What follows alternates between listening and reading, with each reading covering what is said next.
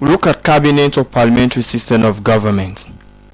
Cabinet or parliamentary system of government may be defined as the one in which the head of state is different from head of government, and where there is no strict separation of powers between the executive and the legislator. In this system, the real executive powers are vested in the Council of Ministers, known as a cabinet or executive, headed by the Prime Minister.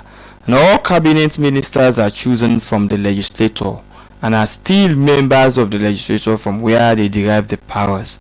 This is the reason why the cabinet system of government is also known as a parliamentary system. So the Prime Minister who exercise real executive power is the head of government, while the king as in Britain, or the president as in some countries, is the head of state who performs ceremonial functions. Britain offers a good example of cabinet system of government. Nigeria practiced in the First Republic. Even Sierra Leone, just after independence, were practicing a cabinet or a parliamentary system of government up to on 1971, when Sierra Leone became a republican state and we have a republican constitutions. We started practicing a presidential system of government. That was why Cabi Stephen became the first executive president in Sierra Leone. So therefore, what happens in a cabinet or a parliamentary system of government is that we discover that one in which the head of state is different from the head of government. So the head of government is normally a prime minister, and the head of state is normally a king or queen, as in the case of Britain. So what happens? The prime minister only performs executive powers, but when it comes to ceremonial powers, they are being performed by the head of state that normally performs ceremonial powers. So what happens? You discover that in a cabinet or parliamentary system of government, those ministers, people can be appointed as ministers. They can also serve as members of parliament. That is why more they call it a parliamentary system of government, which is quite different when it comes to a presidential system of government, because those who serve in the executive as ministers cannot also be members of parliament or the legislature. But in a cabinet system, those who serve as members of the legislature, members of parliament, could also serve as ministers at the same time.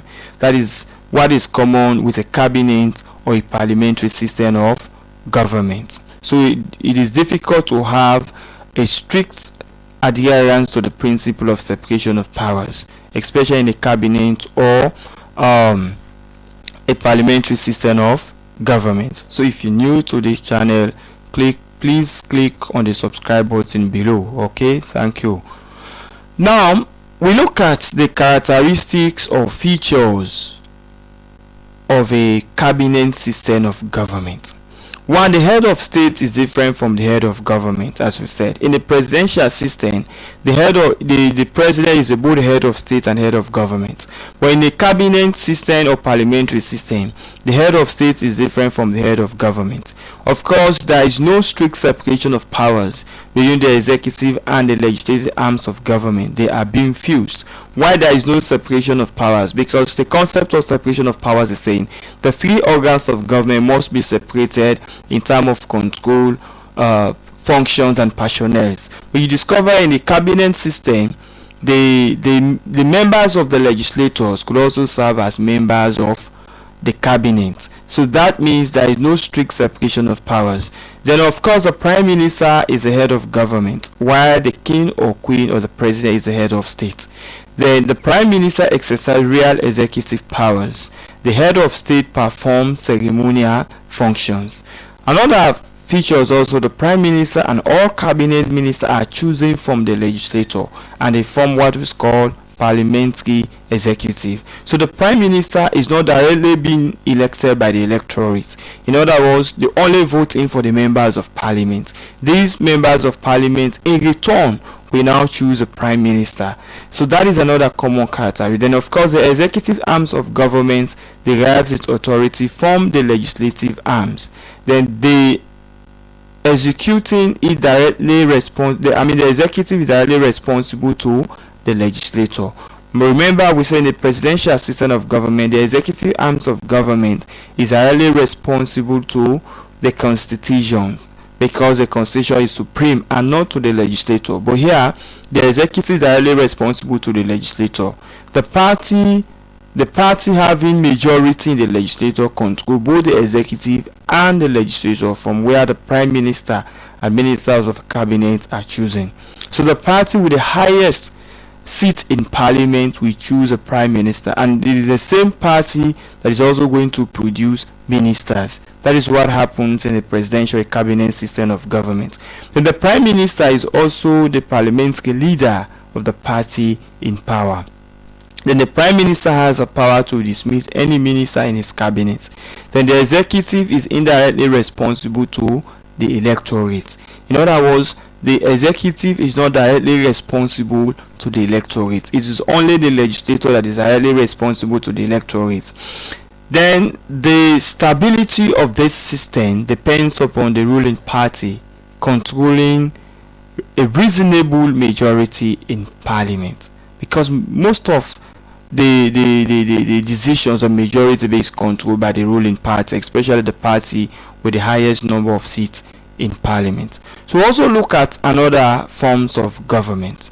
Don't forget to hit on the subscribe button. You can also hit on the like button. You can also make comments below.